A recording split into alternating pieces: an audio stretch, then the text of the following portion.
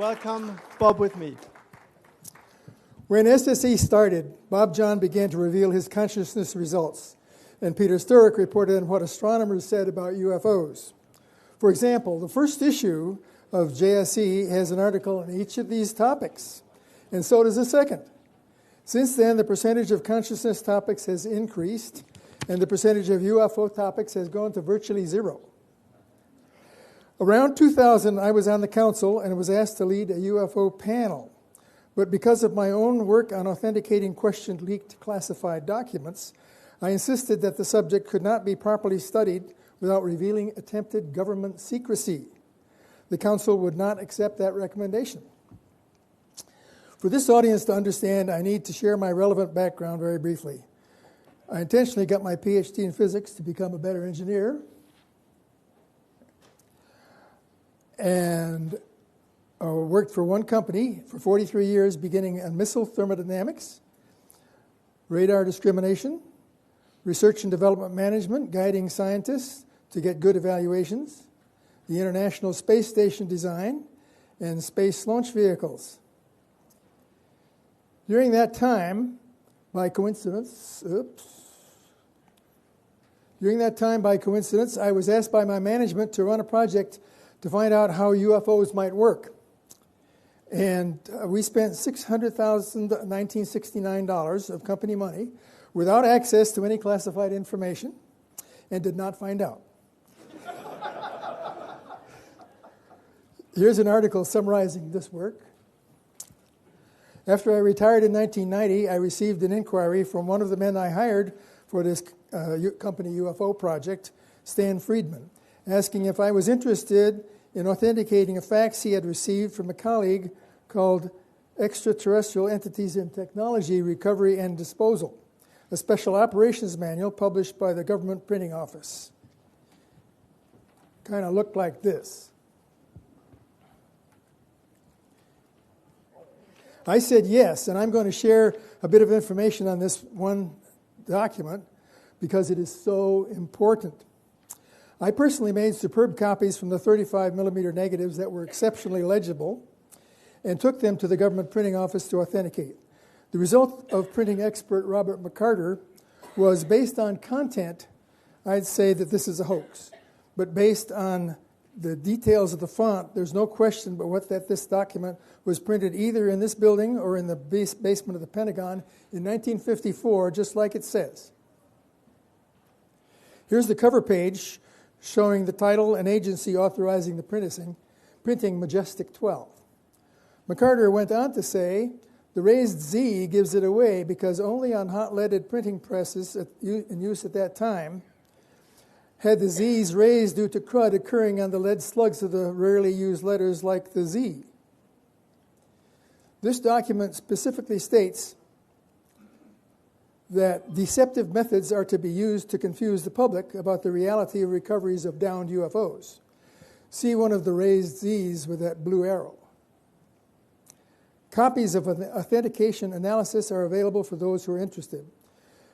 This example illustrates the point that clearly only through access to formally classified information will the public ever have a chance to discover the truth about flying saucers.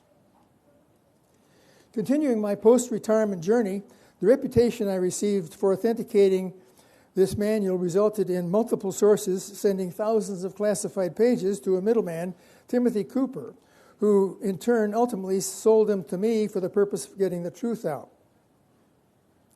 We're talking about 100 documents here and 4,000 pages relevant to UFOs, many of them stamped top secret, as it shows in the right column.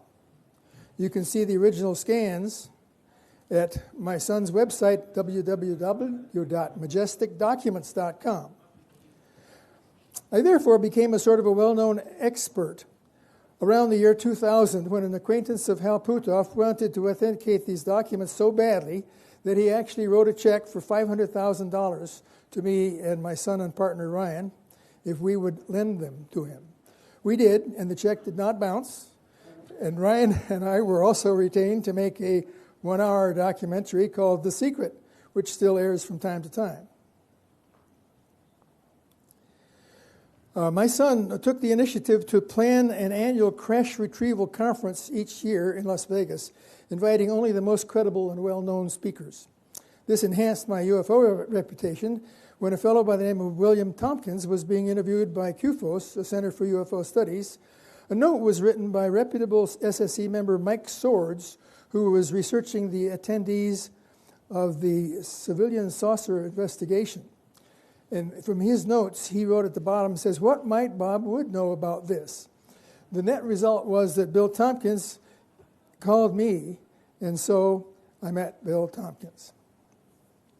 Although I was initially stunned by the alleged facts he presented as being incredible, I listened, having been trained during my career at Douglas to not jump to conclusions until you heard the whole story, and was amazed to find that Bill and I had not only worked for the same company, but at the same time for some of the same people, and that everyone he mentioned I knew of or knew, and that I even had seen a couple of the memos that had his name on them. He had been trying to tell his life story about the secrets he had been exposed to and had tried several editors to help him write it. I started in about 2009 and was published in 2015, Selected by Extraterrestrials, and it's actually a pretty good seller on Amazon right now. His claims, based on his involvement with the Navy secret activity, included the following. You're not going to believe this, but this is what he said. He died in 1994, a couple of years ago, but he began as a talented kid whose first job in the Navy was to be a courier for what was said by 29 Navy spies from Nazi Germany during 1942 to 45. His claims are that the Germans had a relationship with a reptilian race in Antarctica, that they gave the Nazis working saucers, that key Nazis in saucer manufacturing escaped to Antarctica. His work in a secret think tank in the 50s was to help design a Navy Space Force, that young Bobby Ray Inman was involved. Later, at TRW, he saw the uncensored Armstrong moon landing showing alien craft. Now, he was a draftsman, so this is a very accurate statement of what he saw on TV. This was drawn from the images he saw on live TV on a screen during the moon landing in a secure facility. The point is that these claims, if factual, represent a huge, near unbelievable success in keeping secrets from the public. I see a lot of your eyes are glazing over. After this talk, when you leave this room, you will just toss out of your mind the possibility that they're true, unless I tell you how secrets are successfully kept. The phrase military intelligence is not an oxymoron, as proven by the secrets in the manual I just described.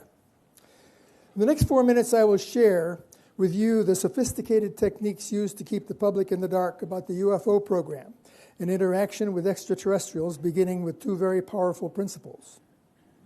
One, hide the money in unacknowledged special access programs. Two, create a secret court for classified testimony that might affect national security, FISA, the Foreign Intelligence Surveillance Act. Beyond these principles, however, there are about 5 different procedures used to ensure continued secrecy as effective as those of the Manhattan Project that kept the secrets of the atomic bomb from the public so effectively. Compartmentalization is the basis of good secrecy, so that no one person knows the whole story, using SCIFs or special compartmented information facilities. People given security clearances are pre-selected for honesty and loyalty, low potential for blackmail, and detailed analysis, including asking neighbors about personal activities, and a will-to-do attitude, even if illegal. Those who become involved, for the most part, are indeed inherently loyal, and with absolute sincerity, plan on never violating their oaths. If an agency is suspicious that they might be leaking secrets, it can resort to direct threats, fines, loss of pension blackmail, or jail time, and occasionally assassination. See the example of assassination of Secretary James Forrestal obtained from a leaked CIA document, showing the words that his death was deemed unnecessary and necessary and regrettable. And that's what it says here, necessary and regrettable. Here are the more legible words.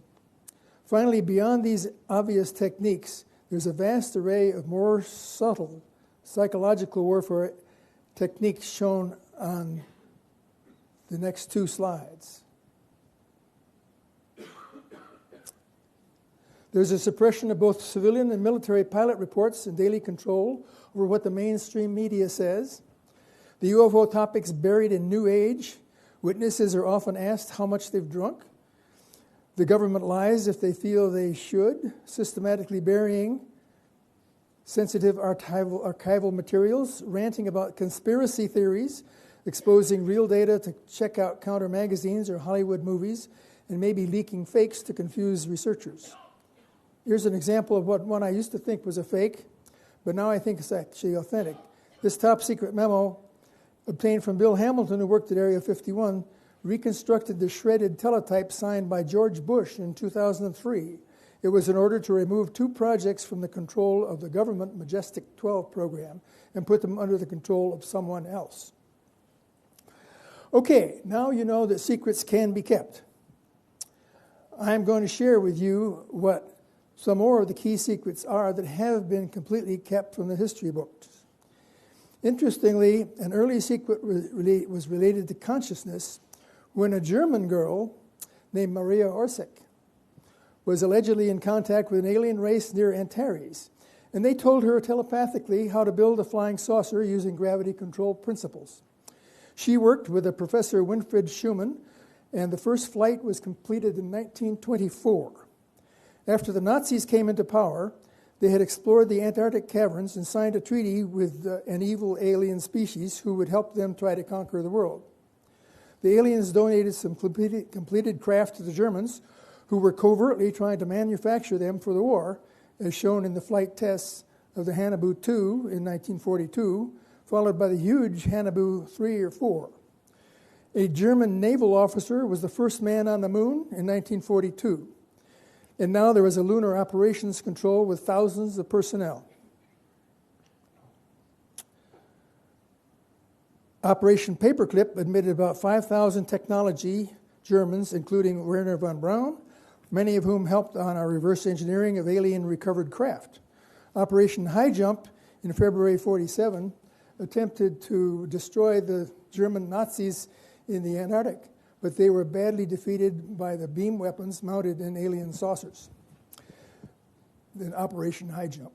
The net result was a standoff until about 1952, when large numbers of Nazi craft overflew Washington, D.C. for 2 weekends in a row, and Truman was forced to sign an agreement to not attack the Antarctic bases.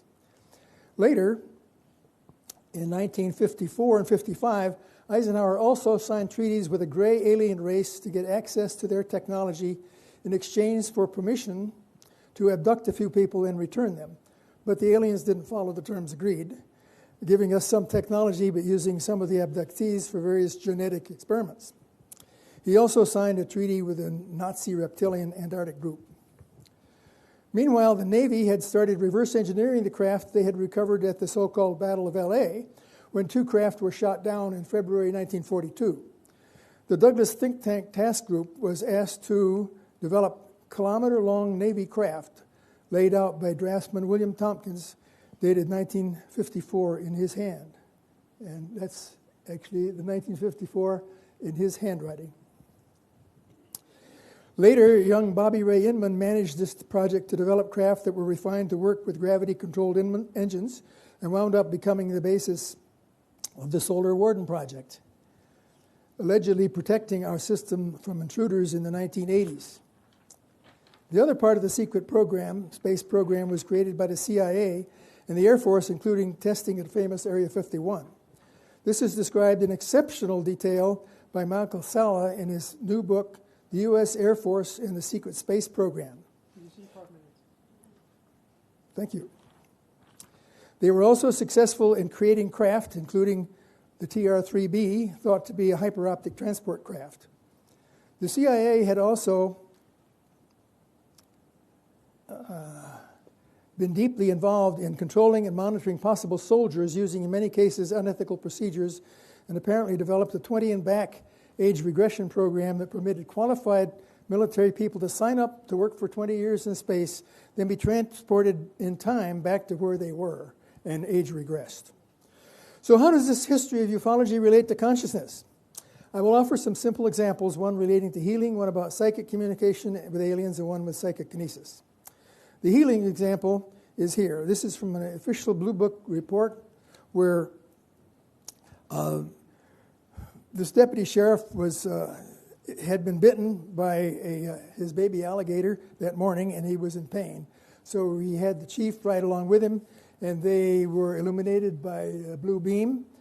And they tried to chase the UFO all night, but they didn't catch it. But when they were having breakfast in the morning, he realized that his finger didn't hurt anymore. So he took off the bandage, and it was all healed.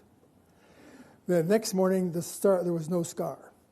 The second would be telepathic communication. The source of this is a CIA whistleblower, Stein, at the end of his life, willing to tell all that he did relevant to the UFO alien program. An alien called J-Rod, drawn here, was kept at Area 51, who was interviewed by both Edward Teller, and a skilled and talented microbiologist, Dan Crane. J-Rod was being regularly given shots to keep him alive. Crane was in constant psychic communication every time he approached J-Rod. Interviewers covered their ears, but they still could hear him loud and clear. Details are in a copyrighted but unpublished manuscript called Area 51 Whistleblowers by deceased researcher C. Ronald Gardner. Mind control of the craft. In a crash retrieved in Socorro, New Mexico before the Roswell crashes, we found control panels that had a keyboard sized for small six-fingered alien hands with depressions for the places where the fingers would be placed. This was interpreted as a way of enhancing consciousness, presumably to control the flight of the craft. 3 more minutes. 3 more. Okay. When I read Thomas Kuhn's Structure of Scientific Revolutions for the first time, I subconsciously knew that quantum mechanics was going to be modified. My quantum mechanics professor at Cornell was Philip Morrison, and when a student asked him in 1951, "Is it possible there's something more fundamental than quantum mechanics?" Morrison reluctantly said, "Yes, maybe there is." That is particularly important to me because he was one of the 4 professors who gave me my PhD, and it later turned out, in my document research, probably be the first person who was selected to join Carl Sagan in 1989 on the Majestic 12 UFO program before he died in 1996. You can get the document at cost from my wife, and it's called Aquarius right here in red letters, and tells about the history of the crash recovery program and what one human-like alien told us about how Nikola Tesla was involved when he was interviewed for a year by Harry Truman after the Aztec crash in 1948. In closing, I'm assuming everyone who joins the SSE is eager to understand the whole truth about anomalies as best we can. It became clear to me that much truth emerges from well-kept secrets, and that UFO secrecy could turn out to be critical for anyone trying to write the equations of consciousness, if there are any. Ingo Swann, one of the earliest and probably best of the remote viewers, after reviewing the planets, said about space-side intelligences, and if they have achieved high technological control of consciousness that is commensurate with the high technology of their craft, I'll bet they're very good at what we Earthsiders call telepathy. This book is the very best current history summary of ETs and higher dimensional beings. Chapter 10 of an incredibly and comprehensive book called Science and the Soul, the Afterlife and the Shift. My final chart shows a few of the central concepts for UFOs and consciousness and how they might merge. On the left, you can see that some aliens read minds. There are more dimensions than space and time. Multiple visitors relate to our evolution. It's easy to travel faster than the speed of light if you know how to do it. We know that there is evidence that consciousness survives death. Spoon bending works, remote viewing is real, and reincarnation is statistically significant, as you just heard in York Dobbins' speech a little while ago. Will the consilience of ufology and consciousness lead us into 20th century science? As noted by the famous scientist Alan Hynek, there will be a 30th century science. We suffer perhaps from temporal provincialism, a form of arrogance that has always irritated posterity. You could have Q&A now.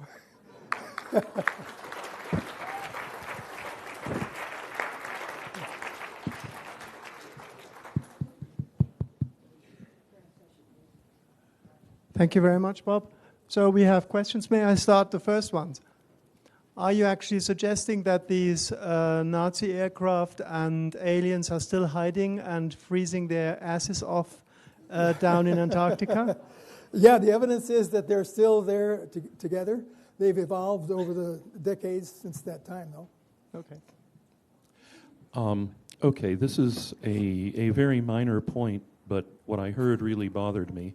I mean, the major points are much too big to deal with in a Q&A session, but how did Truman interview Tesla in 1948 when Tesla died in 1943? No, I think you misheard what I said. What I said was that Truman had the opportunity to interview an alien who was recovered from a crash in 1948, where the alien had been recovered and was willing to stay for a year and chat with us. And so his words are actually described in this document I mentioned called Aquarius. It's got a whole chapter on what the aliens said about our society. A very interesting reading. Okay, so two questions. One is, I'm just going along, let's assume the reptile people are aliens are in Antarctica. To what, I mean, do you have the thought then that, for instance, the United States inability to try to do anything about climate change has to do with like actually wanting to make it so that there's no place for them to live? So that's one thought I had. And I want to know what you think of it. And then the second thing is, do you actually know how to travel faster than the speed of light? Or are you making the assumption that because it's been, in your view, shielded, that therefore anything that's been shielded is true? And I worry about that assumption, that anything that, because that seems like another way to deceive. Well, you had multiple questions in there, but Yeah. as far as Antarctica is concerned, I do believe that they're still there in caverns underground, and that some of the heat that is associated with the normal living quarters there may in fact be slightly related to global warming. But the other question, when I said travel faster than the speed of light, the point that I was making is that the Navy and the Air Force put the best scientists they had in the entire country, and some Germans too, on the problem of figuring out how they worked. And they figured out how they worked. And the Air Force in particular, in creating this TR-3B, is I believe there's evidence that it's hyperoptic. It will go faster than the light. You can go to the stars and come back in a few hours. So you have that secondhand. Like you haven't seen that, but you've heard No, from no, no. people who In you fact, feel like. I'm the only UFO person I know who claims I've never seen one at all. Yeah, okay. Thank you. That has to be the last one, I think. It's a very short one. Wait. In 1947, when I was 8 years old playing in my front yard in Pittsburgh, Right. I went in at noon to listen to the news, and it was announced that a flying saucer had landed near Roswell, and there were creatures, and I thought that was fascinating. The next day I went in and listened to the news. It was a mistake. They were weather balloons. That's right. Recently, I came across a book, The Day After Roswell. Yes. It was by Colonel Corso. Yes. He is the guy who received the hardware from the crash site and read the autopsy reports from Walter Reed on the creatures. A very interesting history. Yes, and of that what happened. English book actually didn't have 5 of the things that they had discovered that we've been using now as high technology. So I have to preface my remarks by assuring you, so I went from a sympathetic agnostic to being absolutely convinced that UFOs or UAPs are almost certainly some kind of non-earthly craft piloted by some kind of intelligent or some intentional entity, right? So I'm not a skeptic or a disbeliever here. But it seems to me that when you're talking about how they kept all of this secret, that seemed to be an attempt, and I don't know if that came from you or somebody else. I'm having a little hard time deciding what was you and what was somebody you were talking about, right? So that seemed to me an attempt just to plug a hole in the criticism against the secret U.S. alleged secret U.S. UFO program, right, or whatever we want to call it. In that, for a long time people said, well, if there's such a big deal going on, why hasn't somebody spilled the beans? I mean, we can't keep anything secret in the United States past a certain level, right? And so your argument seemed to be that, or whoever argument that was. But it was interesting because it didn't match with how, in some respects make sense, but other respects didn't match with my experience in the intelligence community. One, for example, was this use of SAP, of UCSAP, so Unacknowledged Special Access Program. I spent roughly 10 years working with SAPs, and I never, ever heard that term. And it's actually, in a way, not even essential to put you in it. This is such a specialized discussion, I think you should continue. Well, I'll say, I only have one more thing to say, too. The other thing had to do with SCIFs. The way you use SCIF up there is actually not standard either. I mean, I never experienced SCIFs being used the way that you describe it. So I understand it's specialized, but I'm just dubious about that part of the talk. So, Well, thanks. okay, thank you. The answer is we did keep all these secrets. You should answer him in the coffee break. Yes, I will. Mhm. Because we need to move on. It's now our next. And it didn't move towards me. So I take my camera and I lunge towards it with it running and the lights on. And I've reviewed the footage. You can see the flat face and this weird reflection, but you can't see any detail because the light was reflecting off of this thing like nothing I'd ever seen before. And at that point, my heart goes up. Okay, this can go bad real fast. So I realized that as I am settling down to take another look and reevaluate what this thing is, now I can see a corner and a flat face. I'm like, this is, at the time I was thinking man-made and probably bad. And so this all happens in like 3 seconds. And then I stop and my fin tips are on the seafloor and I'm looking at this thing and I'm lowering my camera down just a little bit, trying to look over my lights. And that's when I see that this thing is a cube. I can see the top of this. It's about 3 feet across and 3 feet deep. And it's a gold, shiny, back illuminated cube. And my heart just went right up in my throat. And I again, like when I saw the giant squid, I had that fear. And this is like the second or third time in my life I felt fear. I did not like this feeling at all. I felt totally toyed with by whatever this was. But I realized also that in this 3 second that lasted felt like a whole day, this thing was moving away from me at the same speed that I was moving towards it. Every time I moved towards it, it moved away. So I started to swim towards this thing, and it would maintain its distance away from me absolutely perfectly. And I'm descending along the seamount as fast as I can swim and gallop off the bottom, holding my camera up. This thing is able to keep that exact distance. So I have to clear my ears about 6 times, and then I had to stop, because then I knew if I clear my ears, if I started to dive at 200 feet and I clear my ears 5 or 6 times, I know I'm at 400 feet. I'm at my max depth. And I look at my computer, and sure enough, I'm pretty close to 400 feet. And so I start to rest on the bottom, still looking at this thing. And as I rest on the bottom, I'm putting my camera face down. And that's when the first time when I really saw the whole thing, when I took my lights completely off of it. Now I could actually see that this thing was a cube suspended off the bottom.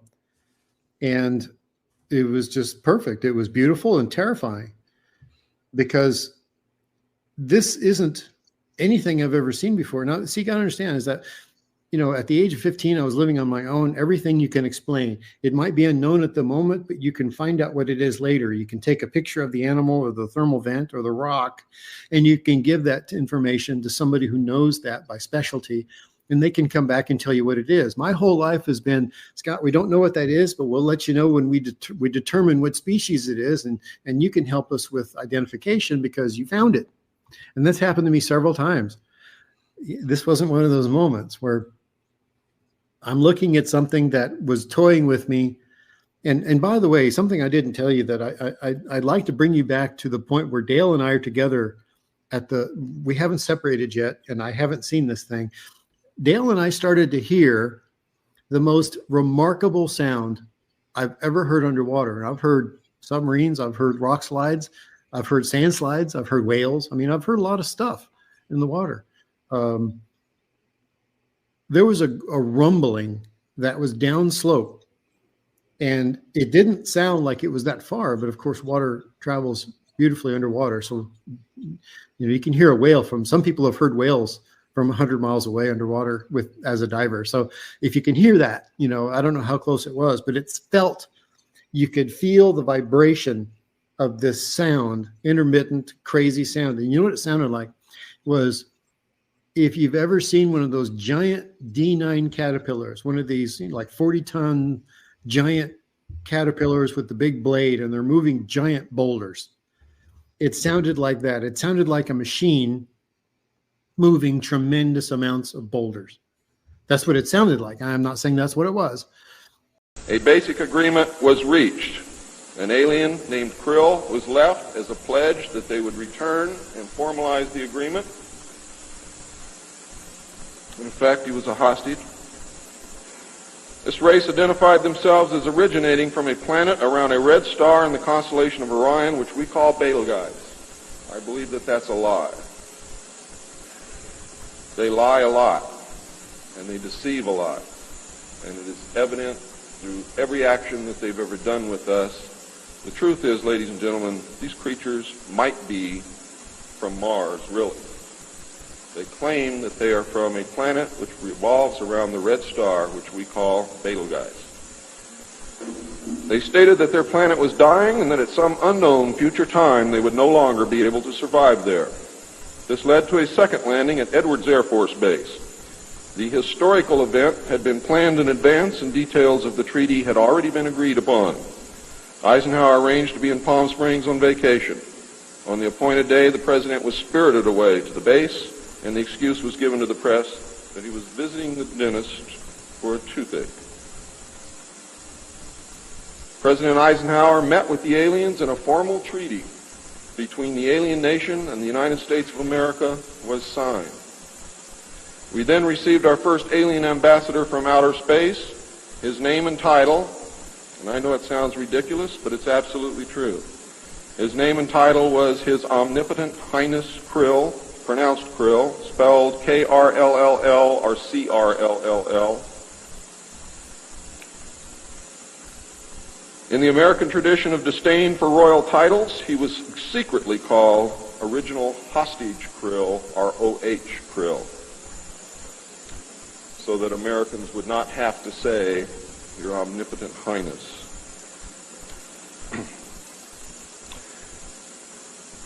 You should know that the alien flag is known as the trilateral insignia. It looks like a TP with two circles on either side of the V and one pole running straight down the middle.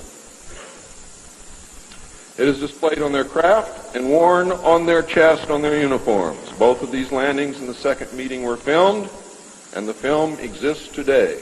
Where it exists, I do not know, but I do know that it exists. The treaty stated, the aliens would not interfere in our affairs, and we would not interfere in theirs. We were particularly interested that they do not interfere with anything that would affect our future, which has been violated. We would keep their presence on Earth a secret. They would furnish us with advanced technology and would help us in our technological development. They would not make any treaty with any other Earth nation. They could abduct humans on a limited and periodic basis for the purpose of medical examination and monitoring of our development, with the stipulation that the humans would not be harmed, would be returned to their point of abduction, that the humans would have no memory of the event, and that the alien nation would furnish MJ-12 with a list of all human contacts and abductees on a regularly scheduled basis. And this is not being done. It was agreed that each nation would receive the ambassador of the other for as long as the treaty remained in force. It was further agreed that the alien nation and the United States would exchange 16 personnel each to the other with the purpose of learning each of the other. The alien guests would remain on Earth, and the human guests would travel to the alien point of origin for a specified period of time, then return, at which point a reverse exchange would be made. I have no knowledge whatsoever of what happened to those original 16 humans who left the Earth with the aliens. It was also agreed that bases would be constructed underground for the use of the alien nation, and that 2 bases would be constructed for the joint use of the alien nation and the United States government. The base at Dulce is one. The base at S4 in the area known as Area 51 or Dreamland is the second. Exchange of technology would take place in the jointly occupied bases. These alien bases would be constructed under Indian reservations in the four corners of Utah, Colorado, New Mexico, and Arizona, and one would be constructed in Nevada in the area known as S4, located approximately 7 miles south of the western border of Area 51, otherwise known as Dreamland. All alien areas are under complete control of the Naval Department, and all personnel who work in these complexes receive their checks from the Navy. Construction of the bases began immediately, but progress was slow until large amounts of money were made available in 1957, and in the meantime, work continued on the Yellow Book with the information derived from the guests.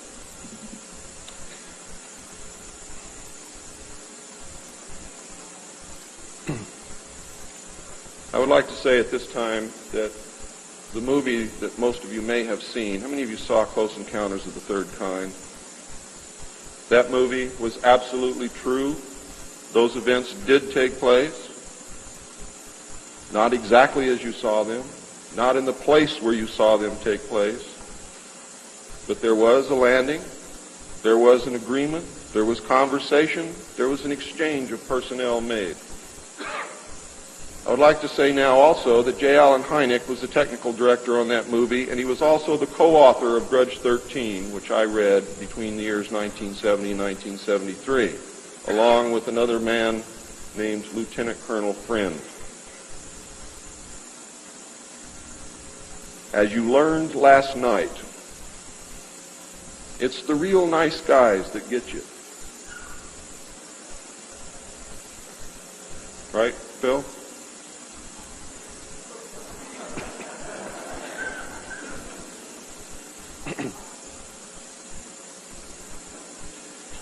Project Red Light was formed, and experimentation and test flying alien craft was begun in earnest. As I told you earlier, many of the craft we recovered were intact, appeared to have no damage whatsoever. One craft actually exploded over the test site during testing sometime in the early 60s. I'm not sure what the exact date is, but the explosion is said to have been seen over 3 states. Project Red Light, according to the information that I have, was postponed at that time because they had no idea what had happened or why the craft had exploded, but they lost the pilots, and the project went on hold. A super top-secret facility was built at Groom Lake in Nevada in the midst of the weapons test range. It was codenamed Dreamland. Until this area was built, testing was done at the Tonopah test range, and that's why some of you have conflicting information. The installation was placed under the Department of the Navy, and clearance of all personnel required a Q clearance as well as executive, which means presidential or majestic approval.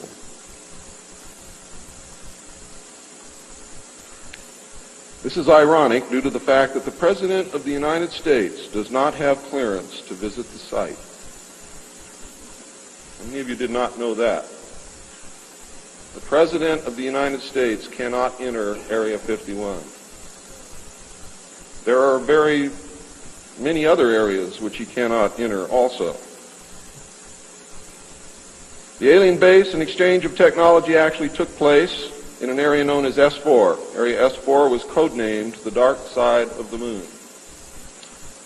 The Army was tasked to form a super-secret organization to furnish security for all alien task projects. This organization became the National Reconnaissance Organization based at Fort Carson, Colorado. The specific teams trained to secure the projects were called Delta. A second project, codenamed Snowbird, was promulgated to explain away any sightings of the red light craft as being Air Force experiments.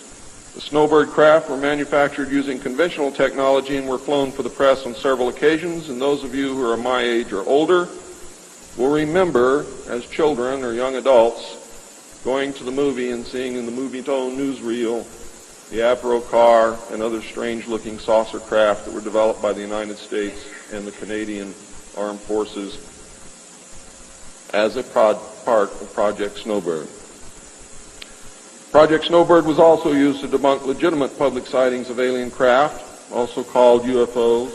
Project Snowbird was very successful, and reports from the public declined steadily until recent years.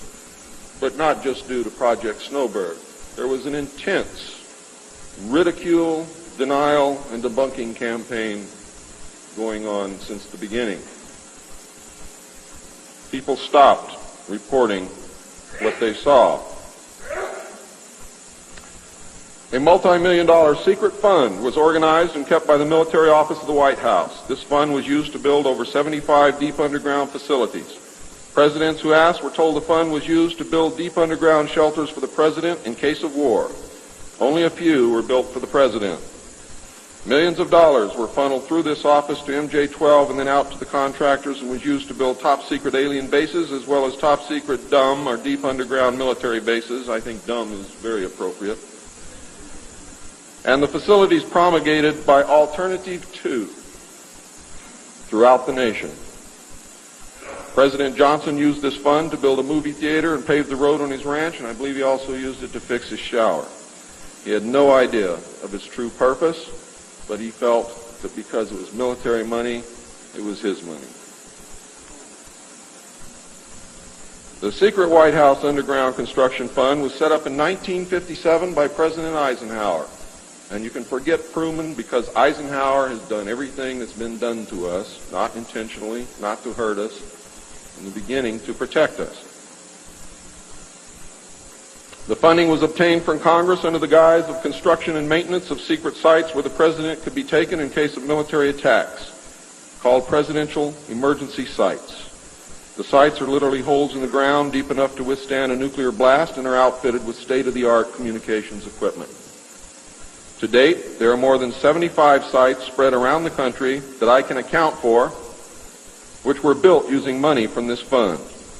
The Atomic Energy Commission has built at least an additional 22 underground sites, again, that I can account for. The location and everything to do with these sites were and are considered and treated as top secret. The money was and is in control of the military office of the White House, and was and is laundered through a circuitous web that even the most knowledgeable spy or accountant cannot follow. As of 1980, only a few at the beginning and end of this web knew what the money was for. At the beginning were Representative George Mahan of Texas, the chairman of the House Appropriations Committee and of its Defense Subcommittee, and Representative Robert Sykes of Florida, chairman of the House Appropriations Military Construction Subcommittee. Today, it was rumored that House Speaker Jim Wright controlled the money in Congress and that a power struggle was underway to remove him. We all know what happened there, but I could not substantiate by any source the fact that he was in charge of the money. It is a rumor. At the end of the line were the President, MJ-12, the Director of the Military Office, and a commander at the Washington Navy Shipyard. The money was authorized by the Appropriations Committee, who allocated it to the Department of Defense as a top-secret item in the Army construction program. The Army, however, ladies and gentlemen, could not spend it, and, in fact, did not even know what it was for. Authorization to spend the money was in reality given to the Navy. You'll find out why the Navy has control of all this a little bit later. It will become clear to you. The money was channeled to the Chesapeake Division of the Navy Engineers, who did not know what it was for either. Not even the commanding officer, who was an admiral, knew what the fund was to be used for. Only one man, a Navy commander, who was assigned to the Chesapeake Division, but in reality was responsible only to the military office of the White House, knew of the actual purpose, amount, and ultimate destination of the top-secret fund. The total secrecy surrounding the fund that meant that almost every trace of it could be made to disappear by the very few people who controlled it. There has never been, and most probably never will, be an audit of this secret money. Large amounts of this money were transferred from the top secret fund to a location at Palm Beach, Florida that belongs to the Coast Guard called Peanut Island. The island is adjacent to property which was owned by Joseph Kennedy. The money was said to have been used for landscaping and general beautification. The money did not begin to be transferred to Peanut Island until shortly after Kennedy's assassination. Some time ago, a TV news special in the Kennedy assassination told of a Coast Guard officer transferring money in a briefcase to a Kennedy employee across this property line. It was on television. Could this have been a secret payment to the Kennedy family for the loss of their son, John F. Kennedy? I think it was, but I can't prove it. The payments continued through the year 1967 and then stopped. The total amount transferred is unknown, and the actual use of the money is unknown. Meanwhile, back at the ranch, Nelson Rockefeller changed positions again. He had been in sort of a holding position until the time was ripe, and now the time was right. This time he was to take C.D. Jackson's old position, which had been called the Special Assistant for Psychological Strategy. With Nelson's appointment, the name was changed to the Special Assistant for Cold War Strategy. This position would have...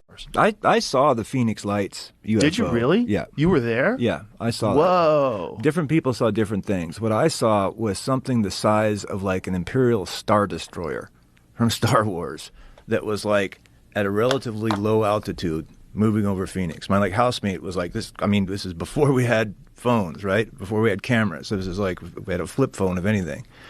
And he was like, dude, you got to get out here. And I like came out the front yard of our house in Tempe, and we just watched this thing move across the sky. It was like, what the fuck, man? Like, I mean, I believe in reincarnation because I came back from DMT thinking that I had a firsthand experience. I believe that there was something inexplicable in the sky over Phoenix that night because I fucking saw it, okay? And it was massive, and it was quiet. And then it was just gone. So what did it look like?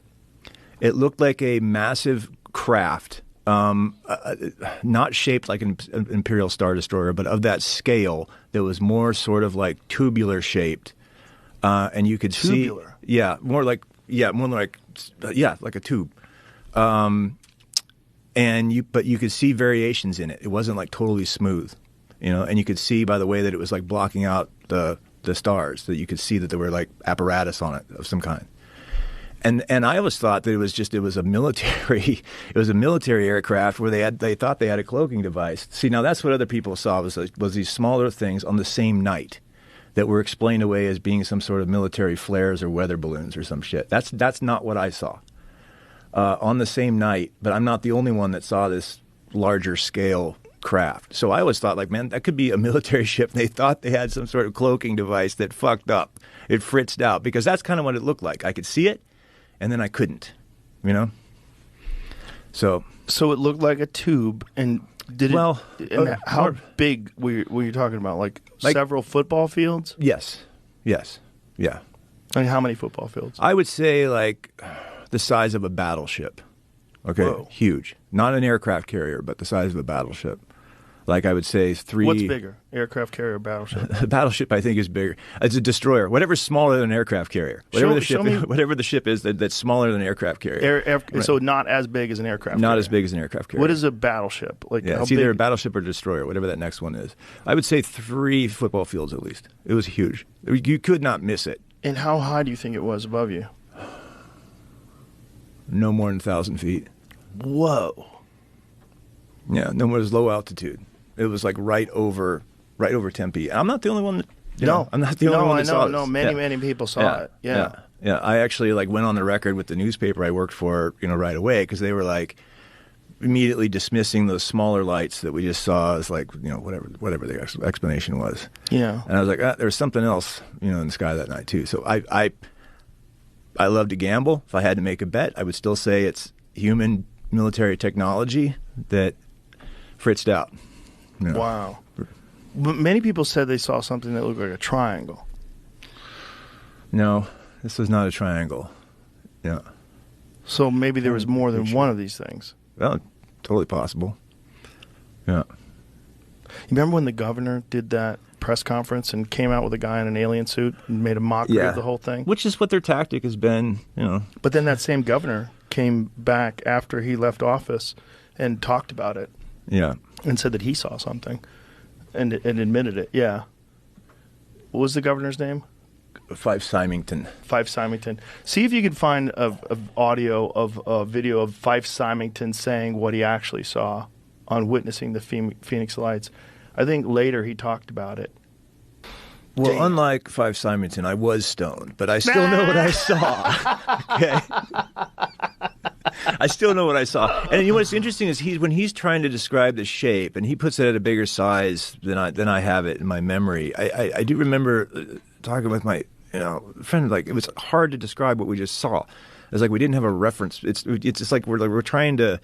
Let's see if I can articulate this. We're trying to find reference points, right, for something that really doesn't have one, right? I guess like you kind of estimate the size, but it was unlike anything I'd ever seen before. Have you ever heard people describe what the Native Americans must have seen when those boats started showing up? No, that they had never seen anything that large. That it probably blew them away. You see the Pinta and the Santa Maria and these massive boats from Europe. Right. That they were like, "What the fuck is that?" Well, let's hope that the beings aboard the craft, if that's what they are, have better intentions than the people aboard those boats. Yeah, right. Yeah. That's crazy that you actually saw it. Yeah. Wow. And you said it just disappeared? Yes. It wasn't like whoop or anything. There was no noise. It was there. And there were some lights, like he said. I remember there were some lights that were not stars that were part of this craft. Could you describe what those lights looked like? No, they were not colored. They were white or off-white. Because I remember thinking like, are those stars? I was trying to like actually see what is the shape and what is stars. Because that's how I was gauging how big it was. And I was like, no, those are attached to this thing. And then it was I just couldn't see it anymore. It was like it was like it was like the Northern Lights. So I'm from Alaska, right? So it's like the Northern Lights. They're there, and then they're not there. There's just like this ghostly thing, and then they're gone. And it was like that. It was there. It was moving at a slow speed, from my left to right, and then it was just I couldn't see it anymore. But it was like 20 seconds at least. It wasn't like a glimpse of this thing. It was And how many lights? Half a dozen. Yeah. Somewhere around there. Yeah. Wow. Yeah. And I know people said that they saw a triangle. So then for a while they were saying that's why he was probably talking about the the B-2 bomber, the stealth bomber, because they're kind of triangular.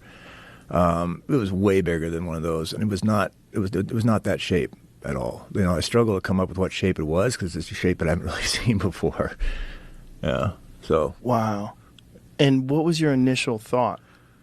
That that's an alien spacecraft? No, my initial thought was not an alien spacecraft. It was basically, the initial thought was just like, what the fuck is that? And then once I talked about it, it's that same sort of like want to believe, actually believe thing we talked about several times today. I want to believe it was an alien spacecraft. I believe it was probably, U.S. military technology gone awry. Really? Yeah. Do you think they had the capability to do that in the 1990s? Because when was the Phoenix Lights? Yeah, it was mid 1990s. I think it was 96, might have been 97, not sure. As more time has gone on, though, like you were asking me what I thought in the moment. Yeah. As more time has gone on, I've like the needles moved towards maybe that was actually an extraterrestrial craft. Yeah. Because there's so much has come out, like especially in the last 5 years, as you've talked about here. Yeah. So. Since it's now common knowledge that NASA airbrushed out anomalies and manipulated their photographs taken on the moon and in space to keep up the pretense that there's nothing of interest on our nearest celestial neighbor, it stands to reason that those brave astronauts taking the pictures must have seen whatever it is that scares the proverbial pants off the space agency. You don't have to stretch your imagination too far to accept that the rush to the moon may have been prompted by America's need to investigate the lunar anomalies. In fact, it may have been the one overwhelming reason why billions of taxpayers' dollars were thrown at the Apollo program. What must it have been like for those who walked on the moon to stand in front of these truly massive structures and yet not be able to tell the truth to the masses here on Earth, who idolize them and hang on their every word? Then again, maybe they did, and we just didn't realize it.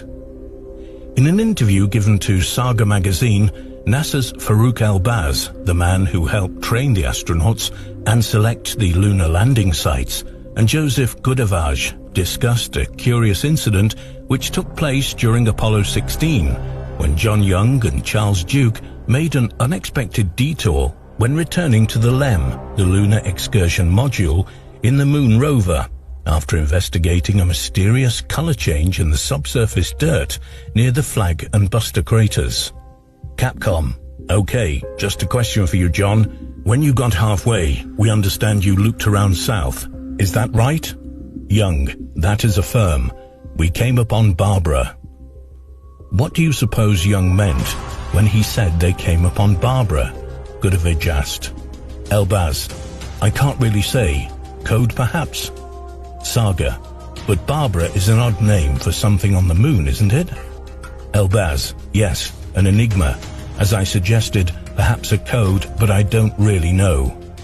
Elbaz then went on to admit that NASA were looking for something which he wouldn't elaborate on, and discussed a bridge-like structure they had discovered in Mare Crisium, but later got very agitated and backtracked when pushed on the question of artificial moon-based structures.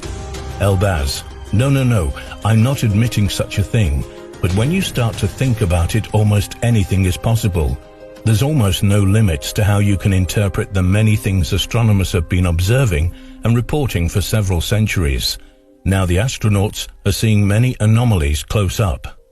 Farouk Elbaz isn't the only one to hint that the moon is a far more enigmatic and mysterious place than we have ever been led to believe.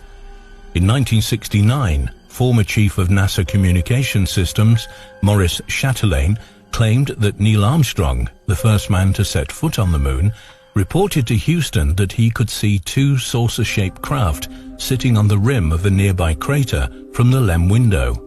This was confirmed by Christopher Kraft, NASA's first flight director, who watched the dramatic landing of Apollo 11 and Armstrong's hesitant first steps onto the moon from the comfort of Houston's Mission Control. Another NASA scientist, Otto Binder, also claimed that the story was not only true, but that the conversation was heard by Soviet scientists, such as Dr. Vladimir R. Zazar, Dr. Alexandra Kazantsev, as well as hundreds of amateur ham radio enthusiasts. Then, on the 21st of March 1996, scientists and engineers who had participated in the exploration of the Moon and Mars reported the alarming results of their discoveries at a briefing held at the Washington National Press Club. In front of an astonished audience, it was claimed that NASA had discovered man-made or artificial structures in at least 44 regions of the Moon. Although it has now come to light that none of the Apollo missions truly passed without incident, there are a few missions where the astronauts were so taken aback by what they were seeing that procedure went out of the window, and they seem to have blurted out what they were laying eyes on in front of a live audience listening eagerly back on Earth. This seems to have happened more during the last 3 Apollo missions. Apollo 15, David Scott, Alfred Worden, James Irwin, 26th of July, 7th of August, 1971, the Apennine Mountains. During this mission, Command Module pilot Alfred Worden found himself alone orbiting the Moon at a height of 100 kilometers, while he studied the lunar surface with an array of state-of-the-art equipment, including a gamma-ray spectrometer. Meanwhile, below in the Palus Putenis, the Marsh of Decay region, both Scott and Irwin came across a set of uniform tracks that ran down a slope and out of sight. Irwin, tracks. Here, as we go down the slope. Mission Control. Just follow the tracks, huh? Irwin, right, we're garbled. We know that it's a fairly good one. We're bearing 320, hitting range for 413. I can't get over their lineations, that layering on Mount Hadley. Scott, I can't either. That's really spectacular. Irwin, they sure look beautiful. Scott, talk about organization. Irwin, that's the most organized structure I've ever seen. Scott, it's garbled, so uniform in width. Irwin, nothing we've seen before this has shown such uniform thickness from the top of the track to the bottom. We can only ponder on what the 2 astronauts found when they followed the tracks around the edge of the slope, but it's clear from the excited tones of their voices that it came out of the blue and was totally unexpected. It's also worth noting that Harrison Schmitt of Apollo 17 also reported to Houston that he could see similar tracks in Taurus Littrow, at which point he was told to go to Bravo Whiskey Whiskey Romeo, evidence of more code words, or perhaps a secret radio band on which prying ears here on Earth couldn't listen into. Apollo 16, Charles Duke, Thomas Mattingly, John Young, 16th of April, 27th of April 1972, Descartes Highlands. After landing, Charlie Duke could hardly believe his eyes when he looked out of the LEM window and saw a blue glass-like structure reflecting sunlight not so far away on the horizon. Unsurprisingly, both Young and Duke were sent to investigate. It is now that Charlie Duke appears to give us a first-hand description of a lunar complex or city, complete with smoky blue glass domes and funnels. Duke, we felt it under our feet. It's a soft spot, firmer where we stand. I tell you one thing, if this place had air in it, it sure would be beautiful. It's beautiful without air. The scenery up on top of Stone Mountain. You would have to be here to see this to believe it. Those domes are incredible. MC, okay, could you take a look at that smoky area there and see what you can see on the face?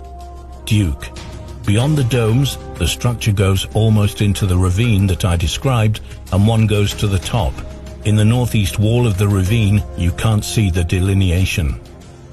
To the northeast, there are tunnels. To the north, they're dipping east to about 30 degrees. Apollo 17, Eugene Cernan, Ronald Evans, Harrison Schmitt, 7th of December, 19th of December 1972, Taurus Littrow. Although there is more evidence of tampering among the photographs taken on this mission by Cernan and Schmitt than any of the previous missions, it is to Ronald Evans alone in the Command Service module who we must turn to for more evidence of the amazing structures on the Moon. As Evans peered down at the Moon rushing by below him, the CSM began to pass over the 600-mile-wide bullseye-looking ringed crater known as the Mare Orientale, Eastern Sea, when he noticed something large that was reflecting light. After reporting his sighting, Mission Control in Houston asked him a very strange question. Do you think it could be Vostok? Vostok was the first of the manned Soviet Earth orbiters, one of which took the first man, Yuri Gagarin, into orbit on the 12th of April 1961. The Vostok orbiters never left Earth orbit, and any member of Mission Control worth their salt would know that, so one can only ask, what were they referring to? Is it an interesting coincidence, perhaps, that the Russian Antarctic Research Station, an artificial environment built to withstand the worst weather that Mother Earth can throw at it, is also named Vostok? Could the Russians be secretly using the same system on the Moon? It is clear that Vostok was a code word, which is supported by the fact that Capcom immediately ordered him to switch channels to Kilo Kilo, so he could give a better description of what he was looking at. Another Moon instance that shows that not only were code words used, but also that astronauts sent to the Moon were specifically told before they left Earth what to look out for, comes several orbits later, when Evans was zipping across the southern lunar skies over the 2,500-kilometer wide and 13-kilometer deep Mare Aitken. Evans: okay, Robert Parker on Capcom, I guess the big thing I want to report from the backside is that I look at the cloverleaf in Aitken with the binoculars and that southern dome garble to the east. MC, we copy that, Ron. Is there any difference in the color of the dome and the Mare Aitken there? Evans, yes there is. The Condor, Condorcet, Condorcet, or whatever you call it there, Condorcet Hotel, is the one that's got the diamond-shaped fill down in the floor. MC, understand. Condorcet. Evans, Condor, Condorcet, Condorcet Alpha. They've either caught a landslide on it or it's got, and it doesn't look like, garble in the other side of the wall in the northwest side. MC, okay, we copy that. Northwest wall of Condorcet. Evans, the area is oval or elliptical in shape. Of course, the ellipse is toward the top. This interesting but admittedly confusing conversation seems to show that even the command module pilots left alone to orbit the moon were actively searching out and describing objects that they were asked to seek out. We can only imagine what the concourse set looks like, but one thing is for sure, if it's been there a day, it's been there an awful long time. When you consider the marvels that the heroic moonwalkers may have seen, you can't help but wonder why they don't come forward and reveal all. Death threats? Bribes, perhaps?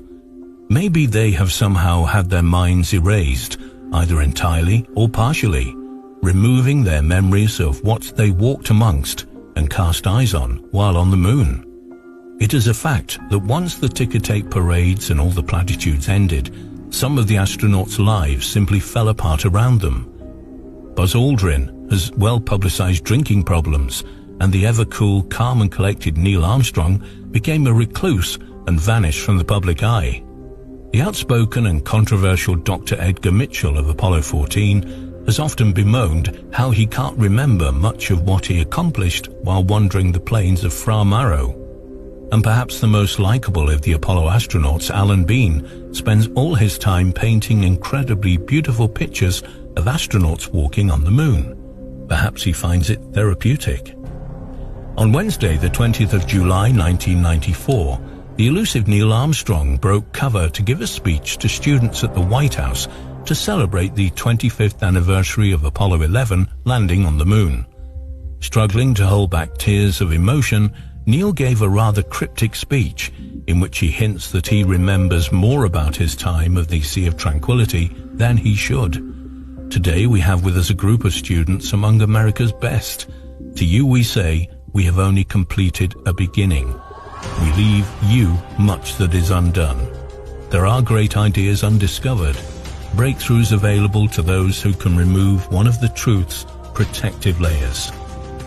We find it strangely ironic that as India, Russia, Japan and China go to the moon, President Obama's policies have all but killed off the dreams of an American, adding to the array of footprints that remain in such outposts as Hadley Rille, the Taurus Littrow Valley and the Descartes Highlands, unaltered and as pristine and crisp as the day they were made nearly 40 years ago.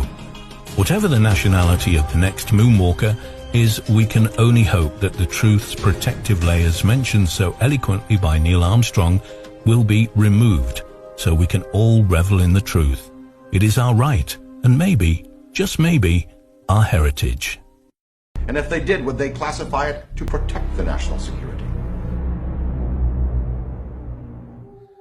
So I would have to say, no, I couldn't agree to non-disclosure. I really couldn't if I saw something or photographed something. But I can see where other people, wanting to do the best for their country, wanting to serve their country in a legitimate way would say, yes, I will not disclose. And this is based on the Brookings Institution report from the late 50s, which, Congress commissioned, which said that if the existence of UFOs were revealed to the American populace would not be able to handle it. They would defy church authority, police authority, military authority, governmental authority.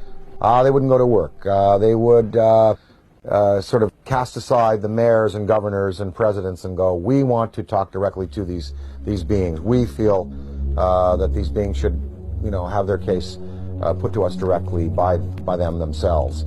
I think the American populace today is ready to handle the concept that what we live in, the 4 dimensions of height, length, width, and time, is not all there is. There are more dimensional realities.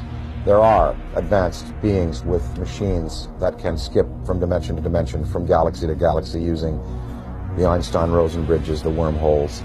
I think the American people, I think half of them know, and I think the other half, with the proper evidence, would be ready to accept it. It's going to take a mass sighting for the U.S. government to finally say, look, we're going to come on side with France, Belgium, Mexico, Turkey, Iran, and we're going to tell the truth, and we're going to reveal what happened to Tom Mantell when he went up in his P-51, what happened in the Great Lakes when I believe it was an F-104, I believe, was scrambled over the Great Lakes in the 60s. What happened to him? I think that that if you have that type of sighting, then there'll be no choice. Interdimensional travel. I mean, not just traveling through our dimension, but going into alternate dimensions, Dan. Would you, and if you could, a spaceship arrives in your yard, and you've got the barbecue out, and there's the steak on the grill, and they want you right now to come with them and go into another dimension. And to move forward and backwards on the timeline, to go forward in time and backward in time. If you could move forward and backward in time, are there any events in human history that you would interfere with, that you would change to alter the destiny and the course of humanity? Well, I wouldn't want to go back in time and change anything, because that would be a tampering that I wouldn't serve mankind well. Although there are many horrors, of course. Wouldn't you have loved to have caught Hitler as a 15-year-old and have him drown in a river? Because then we could have solved the Holocaust problem, and then World War II may not have. Well, look, there were two guys. There was Otto Dinkel. You ever heard of him? Well, he was an orator hired by the German army, just like Hitler was, to speak. If Hitler died, maybe Otto Dinkel would have been the guy that would have gone on with this rabid anti-Semitism and wiped out 9 million people. Of course, one thinks of those things, but you don't want to go back in time and play with events, because where we've come to today and the improvements we've made in human rights and in regarding ourselves as sacred, they've come because of the bad things that have happened. Now, if I went into the future, I would want to see where this planet is 300 years from now. Did we make it? Did we make it? That's what I would like to know. I mean that from my knowledge of the world that I see around me, I think that it is much more likely that the reports of flying saucers are the result of the known irrational characteristics of terrestrial intelligence rather than the unknown rational efforts of extraterrestrial intelligence. Interdimensionality, again, if you could move forward and backward in time and meet any personality, any public figure, celebrity, or politician, or mystical figure, is there anybody that you would like to sit down with? If you could have lunch with them, or just sit down and talk to them and have a discussion, forward and backward in time? Oh, I'd love to spend an afternoon with Richard Feynman. Would love to sit down with Heisenberg, and of course, Einstein, Niels Bohr, Max Planck. I'd love to sit with the particulate, the quantum physics guys, because there really is the root of understanding how and why the world is the way it is, and the joy of these studies in antimatter that are occurring.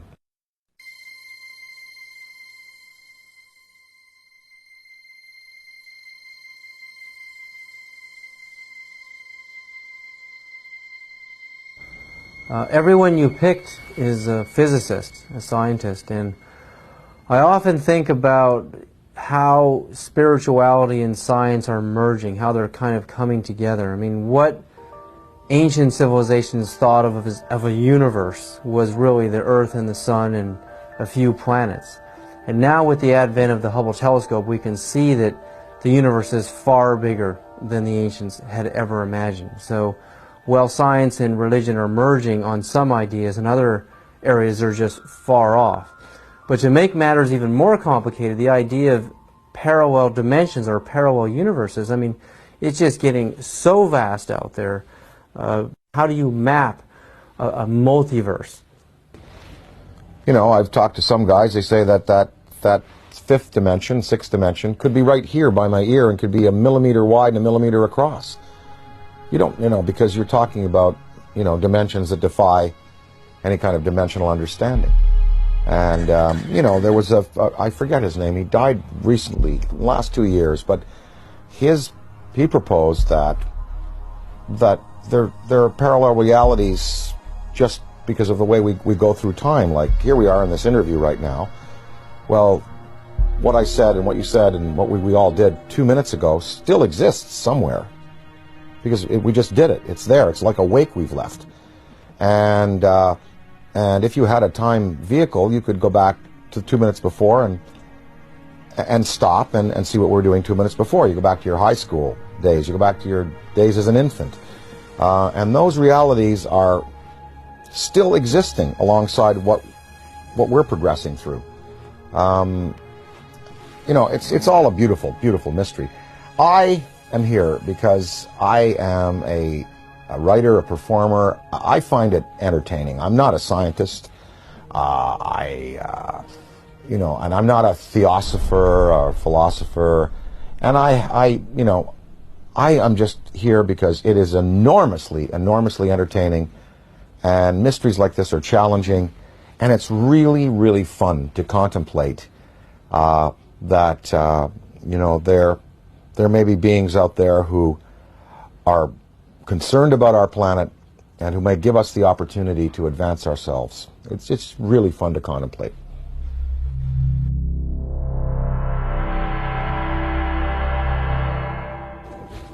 All the physics that we know on this planet, quantum physics and conventional physics and metallurgy and all of it, it can really encompass a theory of how these ships move. I mean, you've done it yourself, David, proposing that if you can convert a mass to a state of of photonic energy, then there is no mass anymore, and you're looking at pure light. You're looking at anti-gravity. You're looking at something that can be harnessed in waves. Well, what is the fuel? Well, people, Bob Lazar talked about this element 115 that was put into these generators to boil mercury and to be used as gravity tractors. Maybe that's it. I don't know. I mean, they must be using a fuel that's unavailable to us. Does it give off radioactive waste? What is the cost to them? For instance, the Venice UFO that you recently showed me, and I covet that tape. That's amazing. Because you see the metallic quality of the object, you see the force field around it, you see it spinning. It was May 2nd, 2004, approximately 11:30 a.m. And I was walking from my apartment with my girlfriend down this alley right here. And we were just sort of walking this way, and I looked up over at those phone lines, and we saw something that we really couldn't make sense of. It was a very shiny, metallic disc. So we turned the corner here, and this is basically where we're just looking at it. And we're pretty much like, okay, that's not a balloon or anything we're familiar with. So we sort of kept walking to the corner and just stared at it for a while until it hit me, that this was really something. There was a man also looking at it, sort of a bystander, and he said, wow, do you guys see that? And that's when I realized all three of us were looking at something extraordinary. Well, what is the environmental cost of running these machines? Are they clean or are they not? Is there some, wherever they came from, is there some place they have to go back to after their journeys are finished to dump whatever they've used up in terms of fuel, like we would a bad fuel rod in a reactor? That is a question I'd like to know. I'd like to ask are you a clean burning vessel, or is there some cost that you pay like we paid for atomic energy? When we consider that it may be possible to take mass and reduce it down to zero, make it as light as a photon, we can start to approach this whole light speed phenomena from a whole new direction. I mean, we're going to be able to do this. This is the only logical answer. There are no fissile nuclear materials in the universe as we know it to produce the kind of energies in a steady stream that you need to get mass up to that speed. There are no fissile nuclear fuels that can produce 1 trillion electron volts all day long.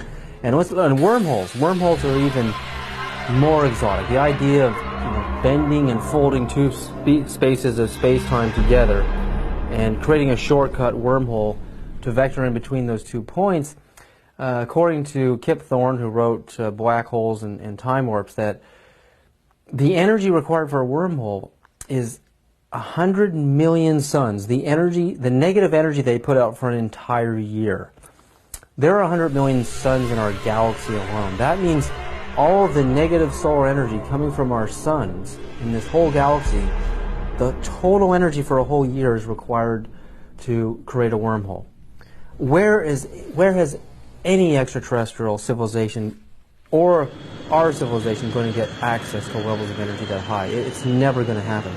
That's why I've reversed the table here. I said, you have to ultimately get frustrated with the idea of increasing energy en masse. You have to just, it's like banging your head against the wall and trying to cram it through the wall.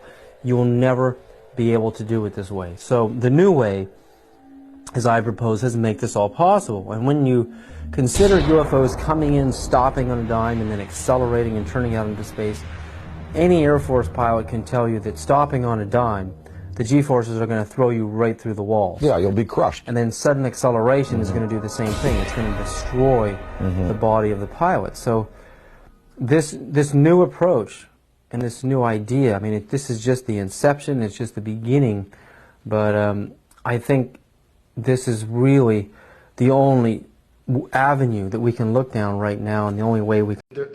Is there any openness is there any openness at all, or would you compare it to be better than the United States? Because the United States, like Mexico, is very open about it, and other countries around the world. I'm just wondering if Canada has any, would you compare them, or I you guys talk? I don't think it can compare them. Really? No, I don't. Yeah. Okay. I don't even know how much information we have, if any. Okay. I don't think we're very much in the loop anymore. I think we probably were in the loop more in the 1950s. Oh, okay. Than we are now, but that's just my guess. Yeah.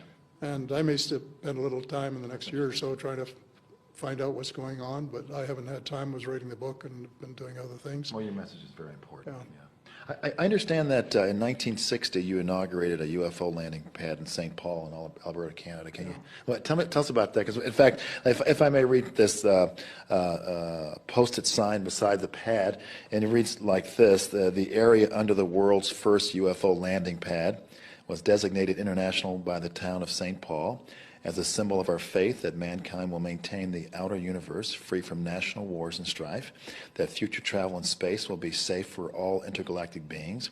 All visitors from Earth or otherwise are welcome to this territory and to the town of St. Paul. So what was it like for you, and how did it all come about? Well, that sounds great to me now. I'd like to be able to write that. Yeah. It's beautifully written, and I don't think I was even aware of it. I probably read it at the time, but actually, That was a long time ago. Yeah, it's a long time ago, and I don't really think I took the whole thing seriously. I want to ask you about that. No, Yeah. This was our centennial year. Okay. And senior ministers, of which I was one, were invited to go across the country and help celebrate the centennial. Yeah. Okay. And so this little bilingual town in northern Alberta got in touch with me, and they were so persuasive.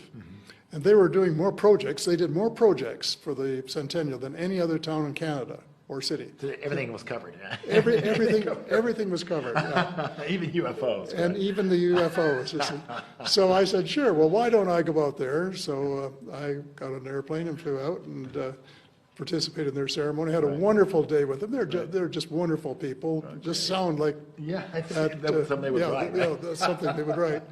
And I had a wonderful day with them. Okay. But you didn't read the pad. You didn't read the sign of those. Well, I probably read it, but I would have gone in one knothole and out the other probably at the time. But so looking back, I take it with greater seriousness than I would have at the time. Also, in 2005, you accused the President George Bush at the time of plotting an intergalactic war. And I wanted to ask you about that. I think, I have a quote here, I believe it says, the United States military are preparing weapons which could be used against the aliens, and they could get us into an intergalactic war. Without us ever having any warning, the Bush administration has finally agreed to let the military build a forward base on the moon, and which will put them in a better position to keep track of the goings and comings of the visitors from space, and to shoot at them if they so decide. Yeah, well, I want to deny the quote. Okay. That you used. Okay. Good. I wanted to make sure. Right. I'm just. But most of the rest is correct. Okay. That they, in my opinion, have been developing Just the weapons. basics of it, right. Yeah, they've been developing weapons that are, in my opinion, designed to deal with extraterrestrials. They've certainly been designing tracking ways of finding out where they're going and when they're coming and going and all of that sort of thing. And I think even though the Army had been trying to get a base on the moon for years, I think that President Bush finally gave permission for them to start going ahead with it. And so this is really just kind of routine if you get into the military orbit of what was going on, because they have taken this whole phenomenon very seriously. Right. Yes. And General Twining designated them as enemy aliens right from the beginning. Exactly. And I don't know that that designation has ever been withdrawn. Right. I don't think it has. I think it's a good thing we should try and find out. Yes. Ask Secretary Gates if Yes. anybody has ever withdrawn it, and if so, when was it done? I think it still applies. Yeah. And what some of us fear, of course, knowing General Eisenhower's reservation about the people into whose hands all of this technology fell, that it might be just used as an excuse for spending another few $100 billion of the taxpayers' money, providing lots of promotions for generals and more business for the industrial industries that support the war machine. Yep.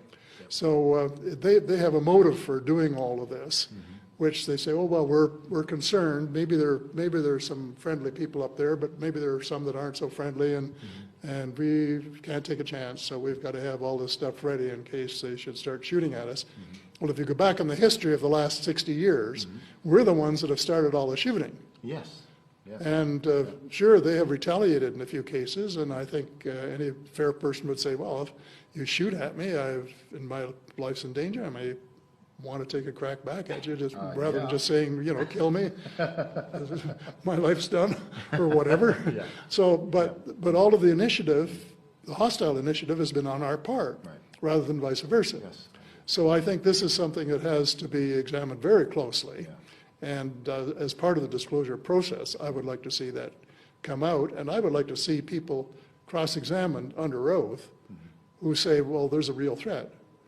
Because, why do you say that? How many times have you been subject to attack? And were they provoked? And could you give us information to prove that that is so? And not just speculation, which would be good for maybe your purposes, which may not be in the best interest of the United States or in the world. So it's a toughie. And I like Carol Rosin's presentation to the Congress, and it is realistic. There's going to be exploration. You can't stop the military from trying to fly to wherever they're trying to fly to, and don't really want to, but you don't want them to take off saying, well, we're armed to the teeth, and the first person that even looks at us sideways, we're going to shoot first and ask questions afterwards, because that is exactly what's been wrong with the world for thousands of years.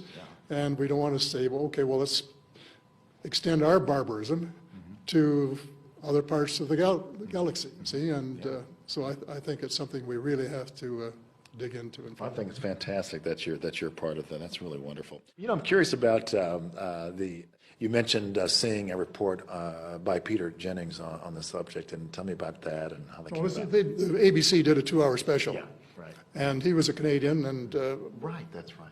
And a friend of mine was the one who told me. Actually, the friend was the same guy that sent me the book, and he insisted that I watch this special because I was busy at the time, and I usually said he'd send me a lot of stuff, and I said, well, I haven't got time to read it, just pile it up. And I think he was counting on me to get more and more involved as time went on, and finally his faith paid off, and I proved to be what he had hoped for. He picked me really to because he thought I would be fair and just in my decisions and my judgments, and so he was the one that got me interested. And I watched that, and I could see the wobbling back and forth because the skepticism, the reality. But you watch all these ex-policemen and pilots and military pilots say, hey, I've seen one of those things. And you say, no, are these people all liars? And maybe one or two, I don't know if one or two are or not, but I don't know how ABC would put together a 2-hour show and only pick out liars. Exactly. So I wanted the same thing. Yeah. So, Yeah, so I said to myself, hey, these guys are telling the truth. Right. And so there's got to be something. There's got to be something to this. That's interesting. You know, also there was something about Stephen Hawkins commenting on ETs that I think you had a comment on that said that though most this is Stephen Hawking's quote, though most extraterrestrial life could be only in the form of small animals, there could be also nomads looking to conquer and colonize other worlds. What was your reaction to that statement? Well, I really, to be truthful, thought it was irresponsible. Right, right. Here's a great scientist who obviously isn't up to date on what's going on in the world, and portraying a picture that was so far from reality. It was just the reality of his imagination that it was highly misleading. And consequently, I thought it was irresponsible, and I said so. Right. And I would say so again. If I was talking to him, I would say the same thing. I really am interested in these scientists who are saying, we've got to find a planet out there which will sustain life. And I said, well, why don't you go talk to your own government? They can give you a list of them. How do you handle your critics or disbelievers in the whole UFO thing? Like they tell you that's a bunch of bunk. How do you deal with that? You know, because they're misinformed. They haven't done the research at all. I've got one today, and I was just figuring out whether I was going to give him an impolite reply or polite. Yeah. But I've decided on the polite, yeah. Okay. And say that he's really proving the point. He said, how could the government keep it quiet all these years? And I'm going to say, in a very nice way, that well, you're providing proof that they've been able to, and then give them the URLs of some of the speakers from the Congress and say, don't take my word for it. Go and see some of the stuff that these guys have accumulated and see what you think of it. I'd like to flesh out, if we could, just that one chapter that you have. And I understand, I really appreciate your approach with your book and trying to create a mainstream bridge to the issues at hand, the important issues, which of course is our environment, our economy. And you have that, you slid that little UFO chapter. And I'd like to explore and flesh out what that chapter said. I haven't read your book, sir, but what did you speak about in that chapter, and what was your intention? Mostly I just went through my experience and then my interviews with these people that we were just talking about and others, and then some conclusions as to how many species there might be that we've identified already, what the ships look like, the variety from the small foo-foo fighters up to allegedly motherships mile wide.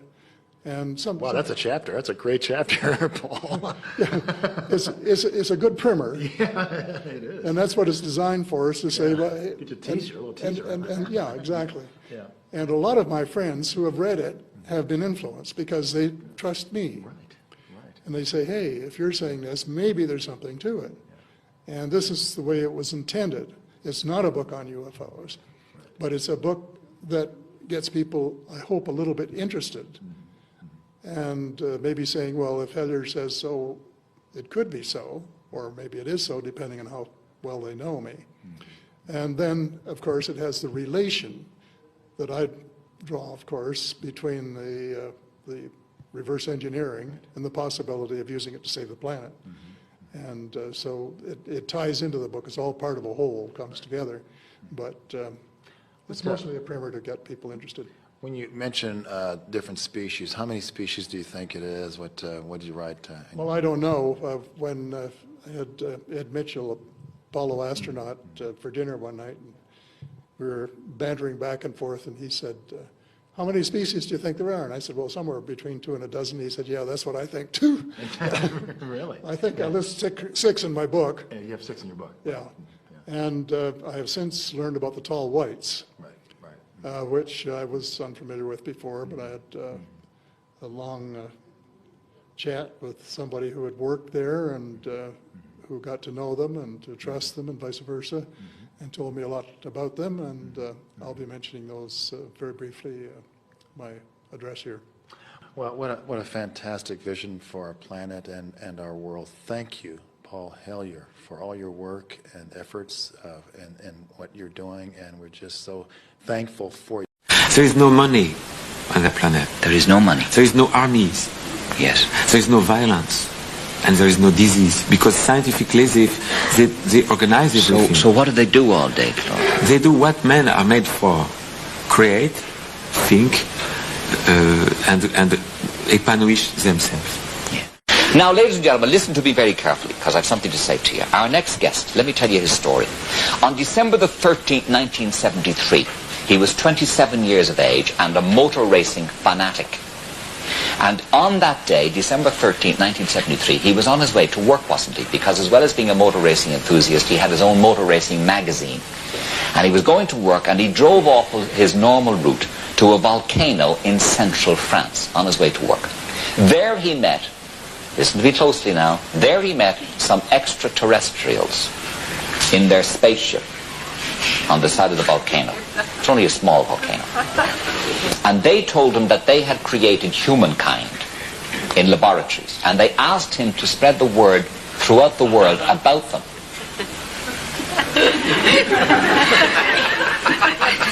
Listen to me, Johnny, watch my lips. And they asked him to build an embassy on neutral territory so that they could come and visit the Earth, the people they had created, in peace. Now, in 1975, he met with the ETs again in a south-central region of France, and they took him with them to their planet, which is God knows how many light years away. I don't know how far it is. Now, he says that if even 5% of the people around the world who claim to have seen UFOs are sincere, then it's worth taking seriously. Let's have a welcome, please, for Claude Rael. This story is...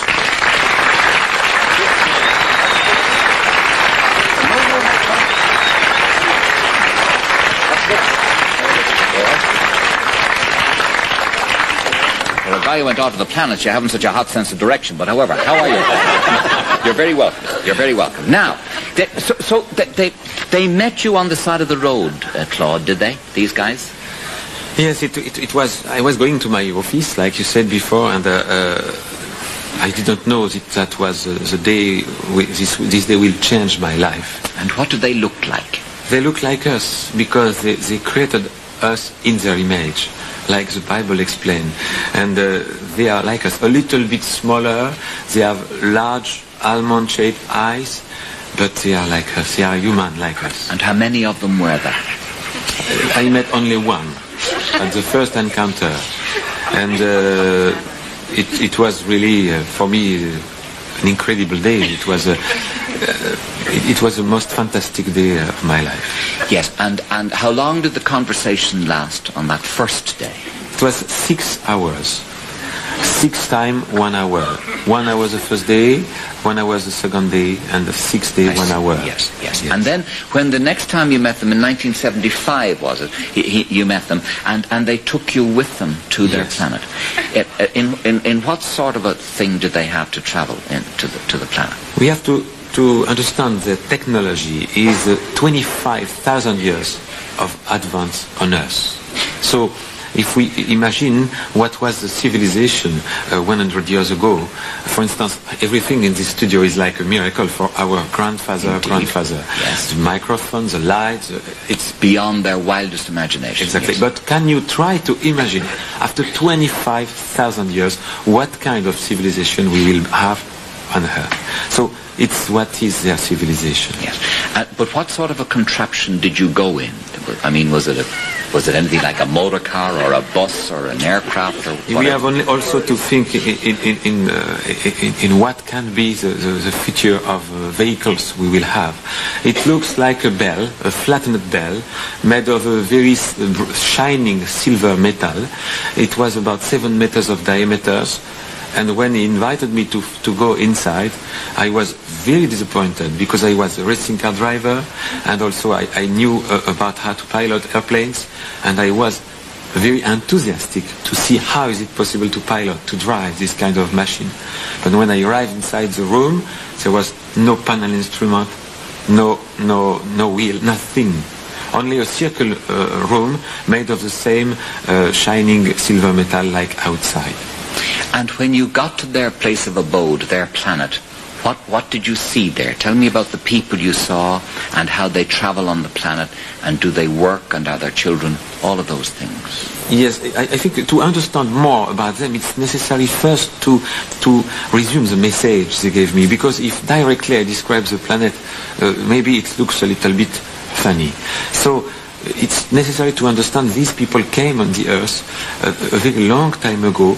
They built big laboratories, and in these laboratories, thanks to DNA and genetic combination, they created all life on Earth. It means trees, animals, and man in their image. Us. Yes, and the Bible describes what they did.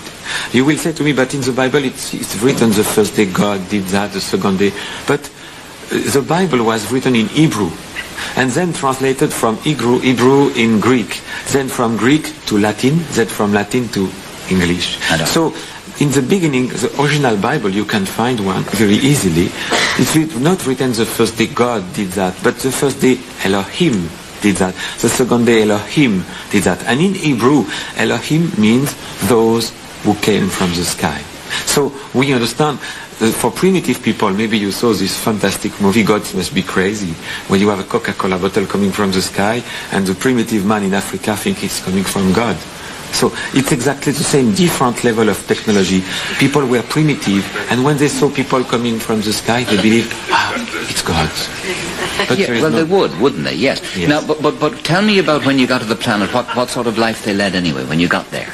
They have of course, they have no work, like we used to have work.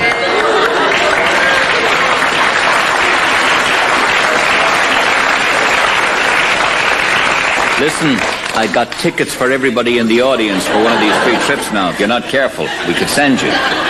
Yes, Claude. So they have no work, and so what do they do all the time? Why they have no work? And we are slowly going inside this civilization. For instance, if all the people applaud here, it's because they feel men are not made to work. We have computers, we have robots, and we are not here to work like a machine. Machine can work for us. And for instance, to build a car in Japan a few years ago, it was necessary to have 10,000 people working. Now, only a computer. Of course. We are going slowly inside this kind of civilization. But they have 25,000 of scientific advance on us. There is no money on their planet. There is no money. There is no armies. Yes. There is no violence. And there is no disease, because scientifically they organize everything. So what do they do all day, Claude? They do what men are made for: create, think, and epanoish themselves. Yeah. What's your reaction to all of this, Victor? You're skeptical about it. I mean, think of the market for shavers, first of all. I was going to ask, do they shave? Do they shave? No. No. Oh, I'm not in sympathy at all. Obviously, this would be a disaster for me. But I've got to ask you, what created them? I mean, if they came down here and created us, what created them? They were created by people coming from another planet. Well, where did the people from the other planet come from? Another they were planet. Created from another planet. And we human beings, we will go to another planet. There is already a NASA, American NASA plan to go to another planet and to create life. And the men we will create will consider us like gods. And this is infinity. But because we are human beings, by a kind of anthropomorphism, we would like to make the universe like us. But for instance, before this message, there was 2 ways to explain our origin. The first one was a supernatural God. And when you ask to somebody who believes in God, okay, who created God? The same question, back to infinity, is eternal. And when you ask to people who believe in Darwin or evolution, okay, at the beginning there was a lot of energy at the same place, they call it the Big Bang. And where did come from this energy? One more time you must go through infinity, because for a physical law, from nothing, nothing. Nothing can appear from nothing. And what composes will never be disappear.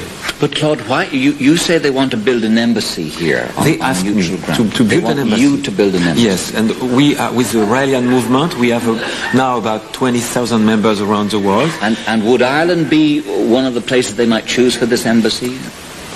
Or Why not? Why not? Why not? But they asked me if possible to build this embassy near Jerusalem, because it's for them a very important place. They had the first laboratory was made. The Garden of Eden is in the Bible, was near Jerusalem, and also Jesus was one of them, one of the messengers they had on this planet.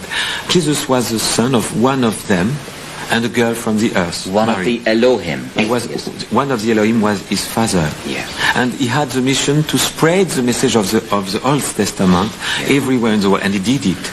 Yes. Of course, the primitive people of this time killed him, because when you are a messenger with a new message, you are very dangerous for many people. Indeed. Do you find that a lot of people, with great respect, Claude, a lot of people would regard you as a nut? You know, when people who don't read the book, first you have to read the book. Yes. People who the don't know message what, from the extraterrestrials. yes. People who don't read the book. Yes. I think if I was like that, if I wasn't, for instance, somebody will hear myself. Yes.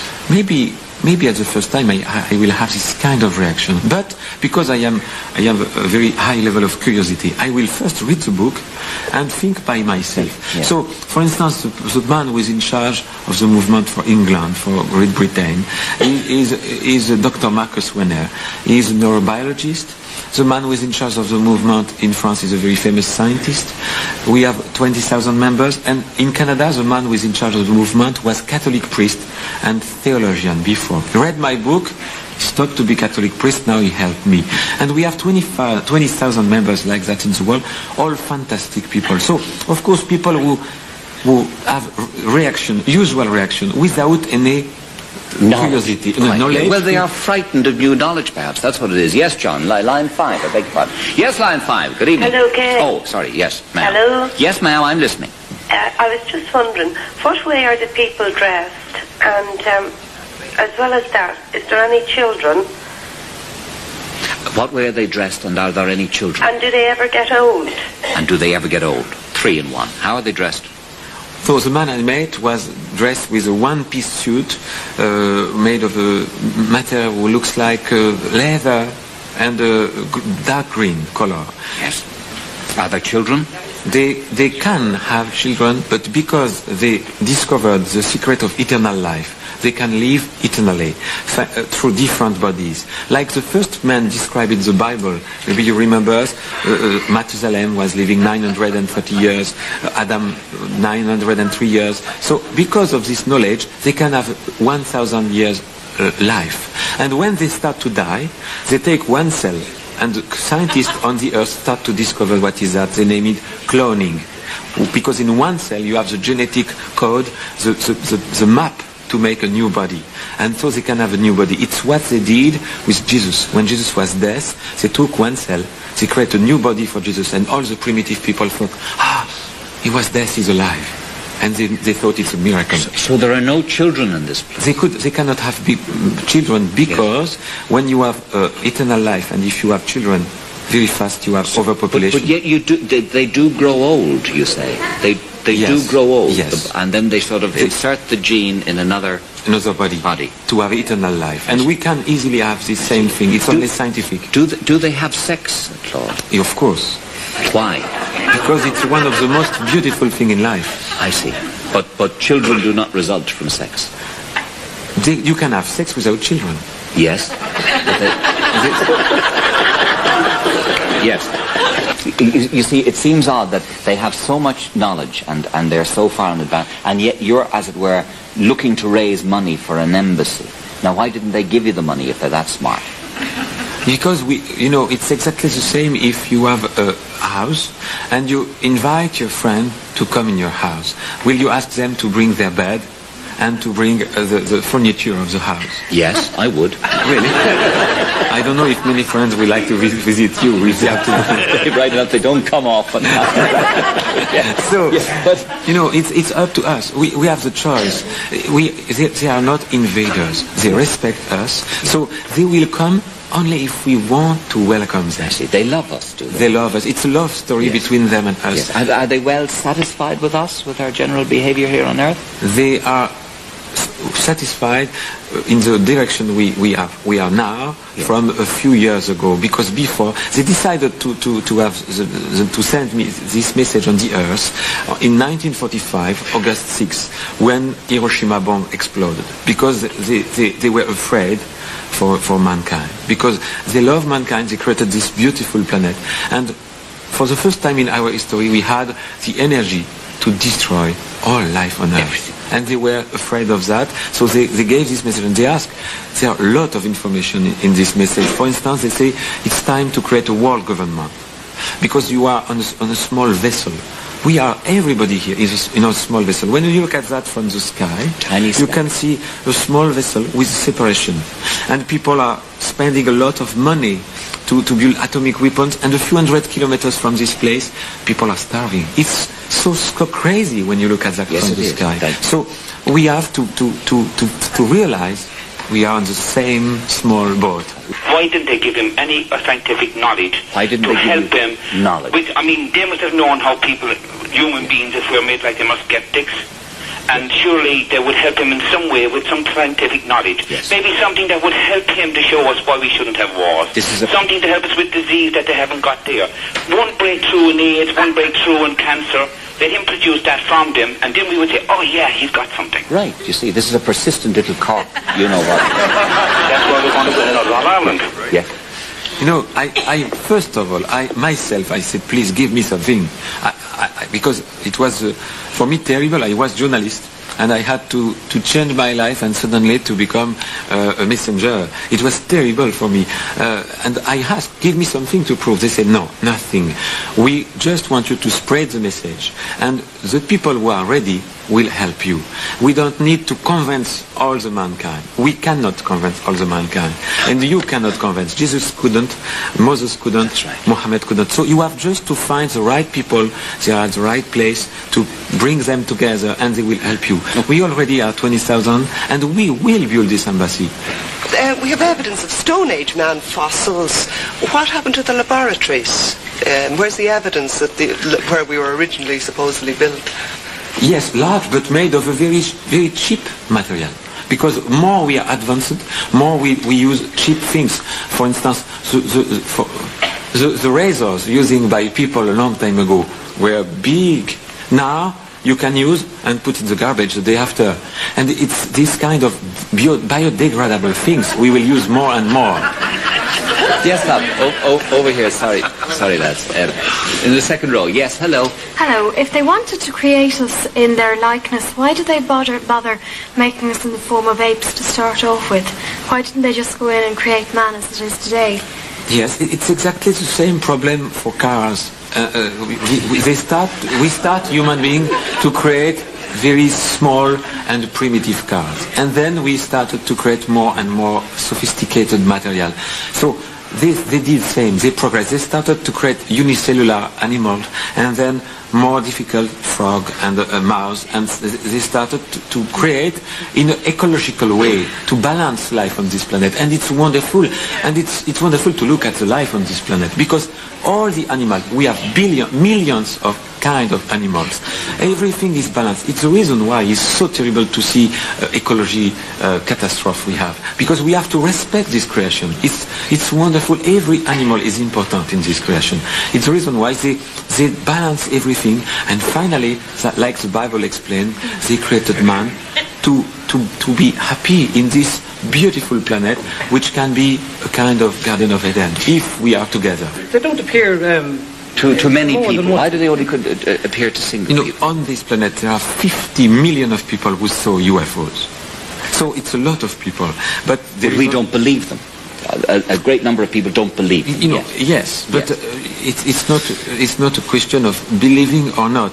Now scientists say it's not possible we are alone in the universe. So we have to understand, when we look at the sky summer night, we can see so many stars, and when we know every star is the sun and there are planets around, it's crazy to believe we are alone. So, and they choose only one messenger at every epoch. Why? To have only one message and to don't change the message. That's reasonable. Yes, who called? Yes. Could I ask, what type of contraceptives do they use? I don't know. I don't know all. I just bring a message. You know, I am a messenger. I receive the message, and I give. I would like to know everything in the universe, but I don't know. I'm sorry. Have you any particular reason for asking that? Just the fact that they don't have children and...